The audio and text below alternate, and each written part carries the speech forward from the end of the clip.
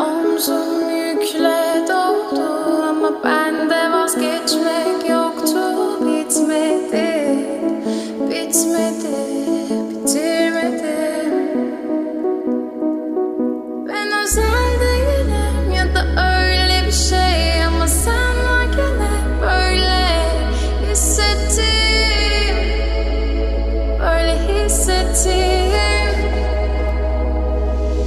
Yanan her şey görünmüyor olmalı, bunu sen de hatırlarsın da artık